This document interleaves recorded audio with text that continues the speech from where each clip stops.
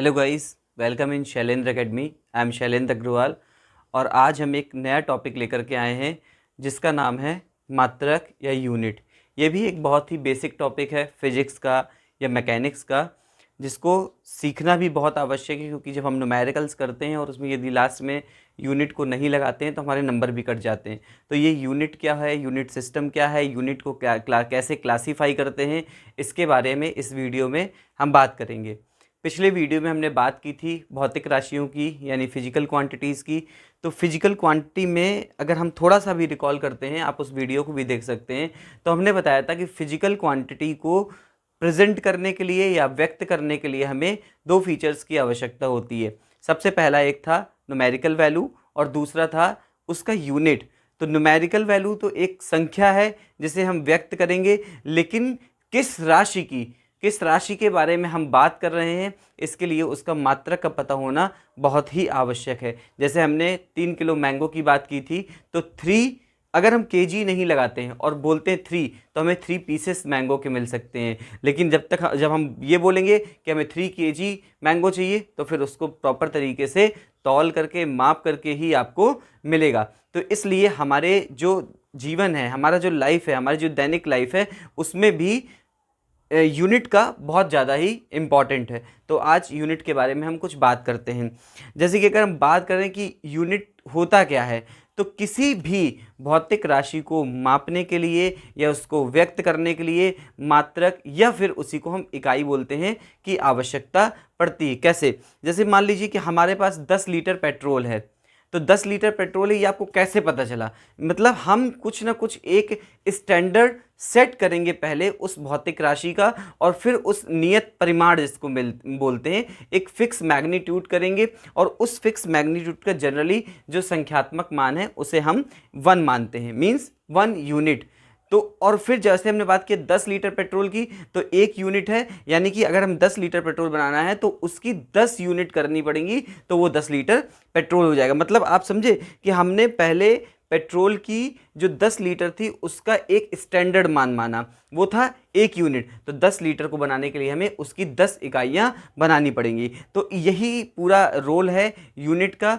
आइए उसको समझते हैं। देखिए, यूनिट की अगर डेफिनेशन की बात करते हैं तो a unit is a standard for the measurement of physical quantity. ये वही फिजिकल क्वांटिटी है जिसकी अभी हमने पिछले वीडियो में बात की थी कि फिजिकल क्वांटिटीज क्या होती हैं। तो a unit is a standard for the measurement of physical quantity of the same kind. ये भी इंपॉर्टेंट पॉइंट है, सेम काइंड।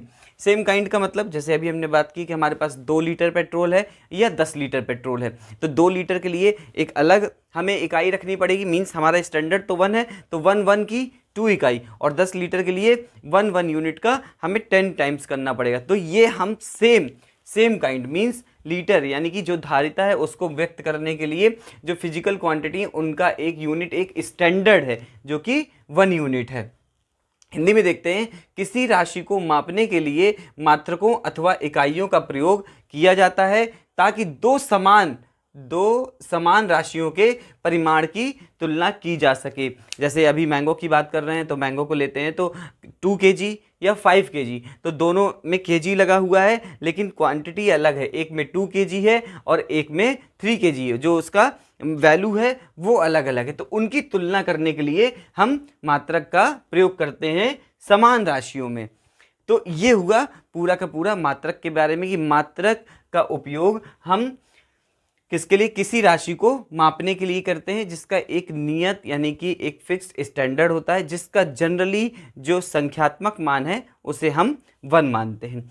अब इसके बाद मात्रक को क्लासीफाई करेंगे कि जो हमारे यूनिट्स हैं उनको कैसे क्लासीफाई करते हैं। तो बेसिकली यूनिट को 2 टाइप्स में क्लासीफाई करते हैं। जैसे अभी हमने फिजिकल क्वांटिटी में भी पढ़ा था कि 2 तरीके की फिजिकल क्वांटिटी होती हैं। नंबर 1 मूल मीन्स कहने का कि फंडामेंटल क्वांटिटीज, और second one is the derived quantity. उसी तरीके से सेम बिल्कुल हमारी जो क्लासिफिकेशन यूनिट का करते हैं, तो यूनिट के क्लासिफिकेशन भी 2 टाइप्स का होता है। First one is the fundamental unit and second one is the derived unit. Fundamental unit क्या होती है और डिराइव्ड यूनिट क्या होती है? वैसे ही मूल मात्रक वह मात्रक जो अन्य किसी भी मात्रक पर निर्भर नहीं करता है, अर्थात इसे किसी भी अन्य भौतिक राशि के मात्रक में बदला नहीं जा सकता है। जैसे कि हमने आपको 7 फिजिकल क्वांटिटीज़ के बारे में बताया था, जिसमें अगर हम मुख्यतः बात करते हैं तो मास हो गया, टाइम हो गया, लेंथ हो गया, वही हमने यहाँ पर लिखा है, लेंथ, टाइम, मास, ज्योति तीव्रता थी, इलेक्ट्रिक करंट थी।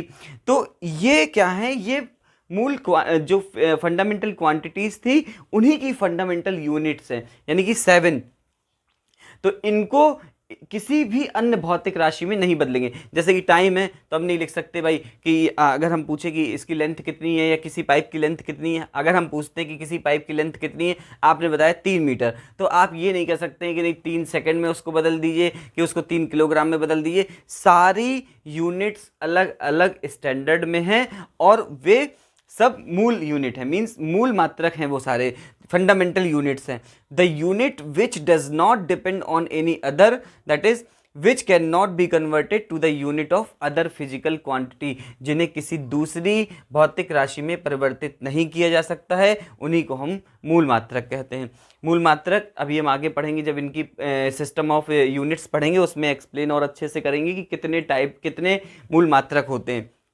अगर हम एग्जाम्पल की बात करते हैं, लेंथ, टाइम, मास, जिसमें लेंथ की यूनिट मीटर और टाइम की यूनिट सेकंड और मास की यूनिट किलोग्राम। यहाँ एक पॉइंट इंपॉर्टेंट है कि जैसे हमने लिखा लेंथ की यूनिट मीटर है, यस मीटर है, लेकिन इसको अलग अलग पद्धति में या इसके अलग अलग और भी कन्वर्जन्स हो सकते हैं। जैसे मीटर है उसको सेंटीमीटर में कर सकते हैं, मिलीमीटर में कर सकते हैं, किलोमीटर में कर सकते हैं और इस तरह कर सकते हैं। जैसे टाइम है सेकंड में कर सकते हैं, मिनट में कर सकते हैं, आवर में कर सकते हैं, उनकी खुद के कन्वर्जन्स हैं अलग अलग फॉर्म में, उसमें कर सकते हैं। लेकिन हम ये सोचें कि मीटर को सेकंड में कर दें, सेकंड को किलोग्राम में कर दें, किलोग्राम को मीटर में कर दें, तो ऐसा नहीं है। यही लिखा, उन्हें किसी भी अन्य भौतिक राशि के मात्रक में बदला नहीं जा सकता है, उन्हें हम फंडामेंटल यूनिट्स कहते हैं। नेक्स्ट बात करते हैं व्युत्पन्न मात्रक की। 2 टाइप के थे, एक मूल मात्रक, एक व्युत्पन्न मात्रक। व्युत्पन्न मात्रक यानी कि डिराइव्ड, जो उत्पन्न हुए। जैसे व्युत्पन्न आपकी राशियां थी जो मूल राशियों से उत्पन्न हुई थी, सेम बिल्कुल यहाँ पर भी वही कॉन्सेप्ट है कि वे मात्रक जिन्हें मूल मात्रकों की सहायता से निकाला जाता है या निकाला जा सकता है, व्युत्पन्न मात्रक कहते हैं। Those units which need 2 or more than 2 fundamental units are called the derived quantities। इसके एग्जाम्पल की बात करते हैं, जैसे एरिया हो गया, वॉल्यूम हो गया, वेलोसिटी हो गया। देखिए आप अगर देखें एरिया को, तो एरिया, कोई अगर रेक्टेंगल का एरिया लेते हैं तो उसके एरिया को आप देखेंगे कि L इंटू बी, यानी कि लंबाई गुणे चौड़ाई। लंबाई का मात्रक मीटर और चौड़ाई का मात्रक भी मीटर, बराबर मीटर स्क्वायर। ये किसका मात्रक हुआ? एरिया का। तो भाई एरिया एक अलग क्वांटिटी है जो कि व्युत्पन्न हुई है और इसका मात्रक भी मीटर स्क्वायर है, जो कि एक डिराइव्ड मात्रक है, जो किससे निकला है? मूल मात्रकों से। ये मीटर आपका मूल मात्रक है और इन्हीं मूल मात्रकों की सहायता से एक नया मात्रक निकला मीटर स्क्वायर, जो एक भौतिक राशि एरिया का मात्रक है। मीन्स इन मात्रकों को उत्पन्न करने के लिए या निकालने के लिए हमें मूल मात्रकों की सहायता लेनी होती है। अतः व्युत्पन्न मात्रक वे मात्रक हैं जो मूल मात्रकों पर निर्भर करते हैं। तो ये हुआ यूनिट, और फिर इसके बाद हमने बात की कि यूनिट्स का क्लासिफिकेशन कैसे करते हैं। अब बात करेंगे सिस्टम ऑफ यूनिट्स, कौन कौन सी यूनिट की पद्धतियां हैं, इनको हम जानेंगे। तो देखिए सिस्टम ऑफ यूनिट की बात कर रहे थे। सिस्टम ऑफ यूनिट का मतलब होता है कि यूनिट की क्या क्या प्रणालियां हैं और उनको किस किस तरीके से यूज किया गया है या यूज किया जा सकता है। तो इन प्रणालियों यूनिट की कुल 4 प्रकार के सिस्टम है या 4 प्रकार की पद्धतियां हैं या 4 प्रकार की प्रणालियां हैं जिनको हम पढ़ेंगे। जिसमें सबसे पहले अगर बात करते हैं तो FPS प्रणाली या FPS सिस्टम, इसे हम ब्रिटिश मेथड या ब्रिटिश प्रणाली के नाम से भी जानते हैं। जो हमारे मूल मात्रक हैं उनमें 3 मूल राशियां, जैसे लंबाई, उसको फुट से डिनोट करेंगे, द्रव्यमान को पाउंड से डिनोट करेंगे और समय को सेकंड से डिनोट करेंगे। इस FPS सिस्टम में इन 3 जो हमारे मुख्य भौतिक राशियां हैं, लंबाई, द्रव्यमान, समय, इन्हें क्रमशः फुट, पाउंड और सेकंड से डिनोट किया जाता है। सेकंड, यदि हम बात करते हैं सीजीएस प्रणाली, तो इसे फ्रेंच मेथड या फ्रेंच सिस्टम प्रणाली के नाम से या फ्रेंच प्रणाली के नाम से भी जाना जाता है। इनमें इन्हीं 3 मूल राशियां जो लंबाई, द्रव्यमान और समय है, इसमें लंबाई को सेंटीमीटर से, द्रव्यमान को ग्राम से और समय को सेकंड से मापा जाता है। तीसरी प्रणाली की बात करते हैं एमकेएस प्रणाली। एमकेएस प्रणाली की बात करें तो इस प्रणाली में इन्हीं 3 मूल राशियां जिसमें लंबाई, द्रव्यमान और समय आता है, इसको हम मीटर, किलोग्राम, सेकंड। अगर एमकेएस प्रणाली की बात करते हैं तो इसमें लंबाई, द्रव्यमान तथा समय को क्रमशः मीटर, किलोग्राम और सेकंड से मापा जाता है।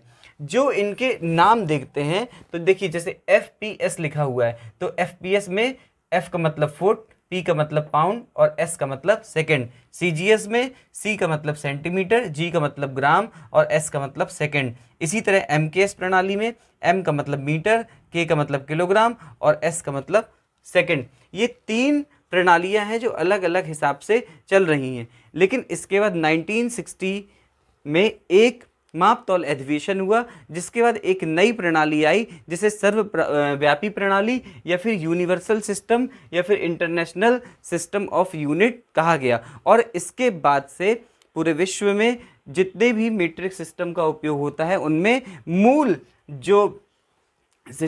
जो इकाइयां हैं या कह दें मूल जो राशियां हैं, उनके लिए इस प्रकार का यूनिट सिस्टम डिजाइन किया गया, जिसमें कि अभी हमने पिछले वीडियो में जब बात की थी मूल राशियों की, उन मूल राशियों में 7 मूल राशियां थी। तो उन्हीं 7 मूल राशियों को देखते हैं। तो लंबाई मीन्स लेंथ, इसकी जो यूनिट होगी वो मीटर होगी, जिसे हम एम से डिनोट करेंगे। नेक्स्ट है द्रव्यमान, जिसकी यूनिट जो है वो किलोग्राम होगी, केजी से व्यक्त करेंगे।